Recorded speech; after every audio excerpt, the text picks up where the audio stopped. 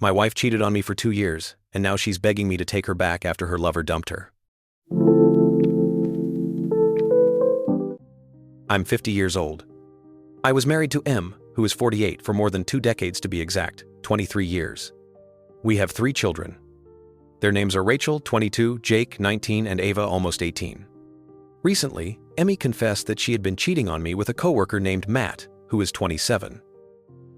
I'm using fictional names for obvious reasons. A week ago, she sat me down and told me that she had been seeing Matt for 2 years and was finally ready to tell me everything and move to the next level with him. All our children are already old enough, and Ava will turn 18 inches 2 months, so she thought this was the perfect time to tell the truth. When she confessed, I was destroyed. At least the kids weren't home. They didn't have to see me cry and fall into complete despair. Rachel had already moved out. Jake was in college, and Ava was at her friend's house that day, so it was just the 2 of us at home. I guess that's exactly why she picked that day, so no one could interrupt. While I cried and begged her not to leave and to give our marriage another chance, she tried to comfort me but said she couldn't stay in a loveless marriage anymore. That day, my world turned upside down. And naturally, my first reaction was denial and a desperate attempt to keep her. Please don't judge me. It was all said and done in a moment of weakness. I cried for probably half an hour before it finally sank in and I could pull myself together. The whole time, Emmy was patting my hand and saying things like, "It'll be okay, and you'll find someone else," treating me like a wounded puppy instead of a husband she cheated on and abandoned after 23 years of marriage. When I finally gathered my strength, I stood up and told her to leave the house. I didn't want to see her near me anymore.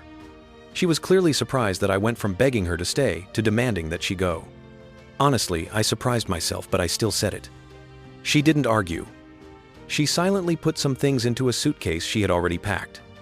That's when I realized she had planned everything in advance and expected exactly this outcome. She left after an awkward hug I didn't even respond to.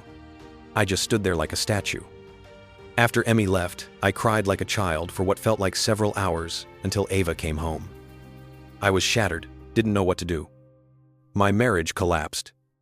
The woman I loved more than life cheated on me and did it for 2 years before confessing. And the worst part was that she didn't even seem to think she had done anything that terrible. After the confession, she acted as if nothing big had happened and only tried to comfort me because she felt awkward sitting in silence while I sobbed. 1,000 thoughts are still spinning in my head. But at least now, a week later, I feel a bit more stable and I'm holding on for the sake of my kids if not for myself.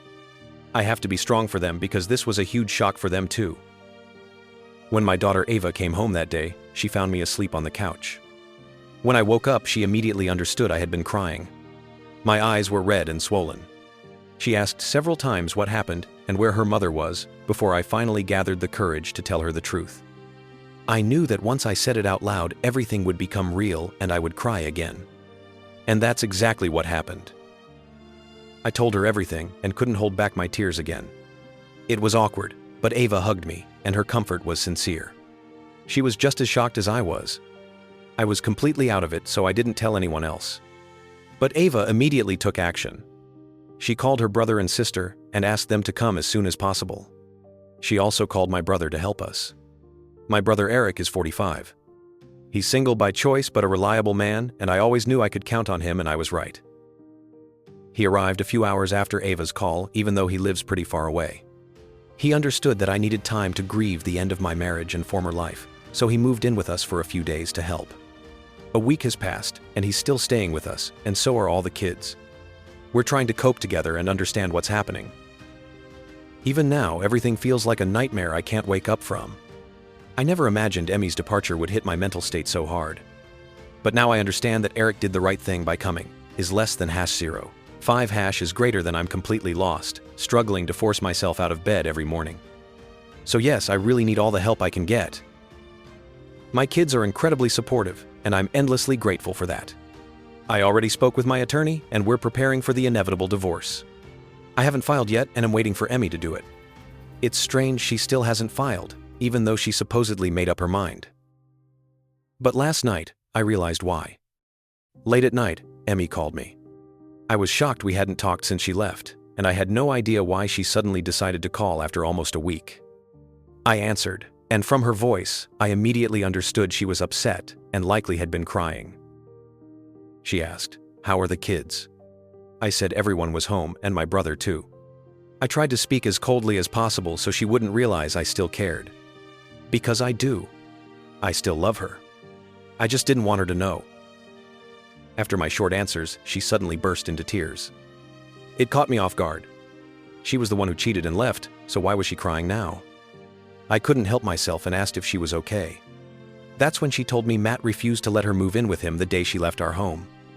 Turns out he wasn't ready for a relationship and was just having fun with her. He told her to her face that he was too young, wanted to enjoy life before settling down. And that although Emmy looks good for her age, she's still 50, with 3 kids, and not exactly the kind of woman he sees as his future wife. He wants a family, children, and a long life with someone who can give him that. And Emmy, in his opinion, simply can't offer such a future because of her age. So in short, he wasn't ready for a relationship, and even if he were, definitely not with her. Now she had a breakdown because she had nowhere to go. She cried into the phone for about 15 minutes, realizing she had destroyed her own life by cheating. And honestly, I felt satisfaction from it. She admitted the kids weren't talking to her. They blocked her everywhere without saying a word. She had been staying at a hotel for a week because she didn't know if I'd take her back and was afraid to ask. Yesterday, she finally broke down and called because she didn't know what else to do. Obviously, she couldn't live in a hotel forever, so she called to ask whether I'd let her come back home and give her a second chance. I was speechless at the audacity of the question. In seconds, all pity disappeared, replaced with rage that should have come long ago. I immediately said there would be no second chance, just like she didn't give me one, and that I was glad things turned out this way for her because she deserved it. I hung up without waiting for an answer and turned off my phone so I could sleep without thinking about her. I was furious at the very idea that after everything she thought I would clean up her mess again, like I always had. Over the years, like any couple, we had problems. But I was always the one trying to fix things even when I wasn't at fault. I always chased after her, apologized, tried to make peace even when she was the one in the wrong. But now I'm done. I can't forgive this. I can't forget, and I don't want to. This was the wake-up call I needed. My whole life, I loved my wife more than she loved me more than she ever deserved. But now it's over. I don't think I was wrong when I kicked her out and refused to let her back in. After all, the house legally belongs to me. I bought it, and she can't force me to let her live here. But now she's trying to paint me as cruel and unfair. When I finally turned on my phone in the morning, I saw several messages from her sent late last night. She was furious and acting like the victim. Apparently I'm selfish and don't think about her at all. Funny hearing that from someone who cheated on me. She also accused me of turning the kids against her, which is absurd. Before her confession, I didn't even know they had blocked her and didn't want to speak to her. So I don't think that's on me. Honestly, I don't understand why any of this is considered my responsibility. Maybe it's the anger talking, but it's insane. Accusing me of selfishness, just because I don't want to give our marriage a second chance after she cheated. And now that her lover dumped her, she wants to crawl back, thinking I'll take her in like a fool. I'm completely sure I'm doing the right thing. I just wanted to make sure I wasn't being too harsh out of anger, which is why I reached out. And now the updates. Update 1. Hi everyone. Thank you so much to everyone who took the time to respond to my first post. I'm really glad I decided to write it because only then did I realize how badly Emmy had been gaslighting me, making me doubt my decision not to let her back into my home and my life. I really started to hesitate, and maybe I would have given in if not for all of you. So thank you. You literally saved me from another life of suffering and mistrust that would have inevitably awaited me if I forgave Emmy and took her back. Now my mind is clear again, and I know she doesn't deserve a second chance. A couple of days after my post, Emmy started bombarding me with messages trying to convince me to take her back. She tried everything: guilt trips, manipulation, constant apologies, and insisting she made a huge mistake starting an affair and was now willing to do anything to fix it. I don't understand why she thinks I can forgive something like this. This isn't some minor argument. She cheated on me for 2 years straight. And she still doesn't grasp the magnitude of what she's done. Honestly, she probably never will. I'm feeling much better now. I sent Rachel and Jake back to their normal lives, and Ava is still living with me, taking care of me, which I'm very grateful for. But I told her not to stay home just for my sake. She should go out, spend time with friends, enjoy her life. This is a hard time for all of us, but we'll get through it. She's leaving for college in the fall, and I want her to live this summer with joy and purpose. My brother is still living with us, and I'm incredibly happy about that. I talked a lot about the emotional side, the pain after Emmy's betrayal and departure, but there are also everyday, seemingly small things that now remind me of her absence. Now that Emmy's gone, someone has to take over her share of household chores. We used to divide things. The kids and I handled cleaning, trash, and dishes, while Emmy did laundry and cooking because she enjoyed it. Now Eric and I had to take all that on. Ava is busy with her own life, and I'm not going to keep her home just to help with chores. Eric is a blessing. He's not the most emotional person, but his presence helps me relax and let go a little. I know that sooner or later he'll go back to his life, but for now he's here, and I'm grateful. As for the legal side, my attorney and I already filed for divorce. We submitted the petition yesterday when I realized Emmy wasn't going to file herself now that she had nowhere to go and wanted to return. In a couple of days she'll be served, and that's when the real battle begins. I'm already exhausted just thinking about it. And what will happen once the divorce process starts is even scarier. I never thought I'd live to see the day when I'd have to divorce, but here we are. It's a horrible feeling. But I know I did everything I could to save the marriage. What's happening now isn't my fault, it's hers. So I have nothing to blame myself for. And I'm relieved the kids are already grown, because I can't imagine also fighting for custody on top of everything else. Update 2. Today, Emmy was served with the divorce papers. And judging by her messages, she took it extremely badly. I haven't blocked her yet, I simply didn't have the emotional strength to fully cut contact, but I'll do it soon. She sent me a few disgusting messages wishing all sorts of horrible things upon me. According to her, I destroyed her life. And the divorce is just my revenge for her wanting to have a little fun and distract herself from a boring, monotonous life.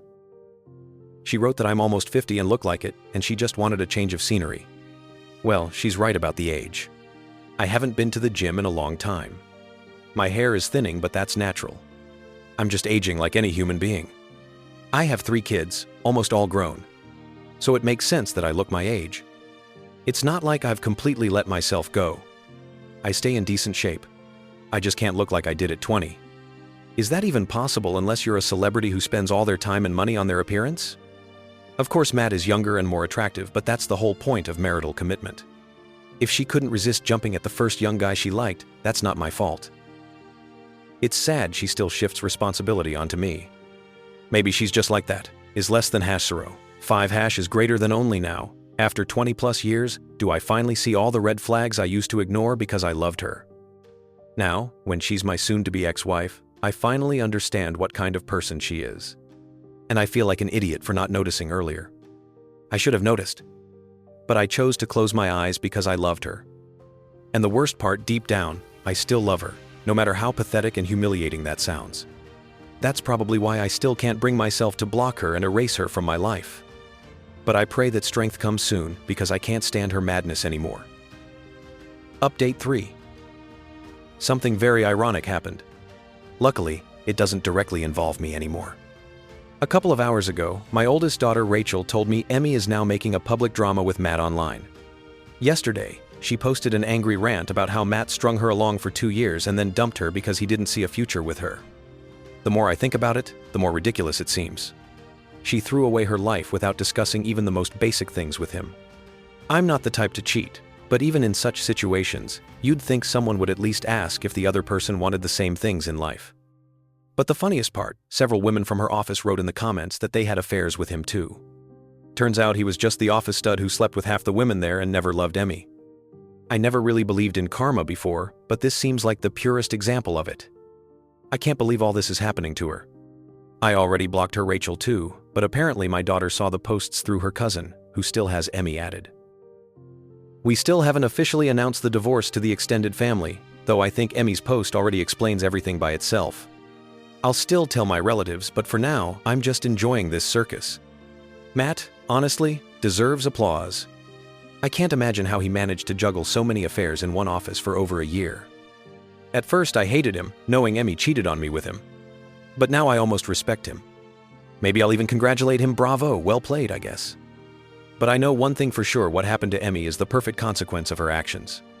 She destroyed her life for fun, as she called it. And soon I'll finally be free of all this filth. Honestly, I can't wait for the divorce to be finalized.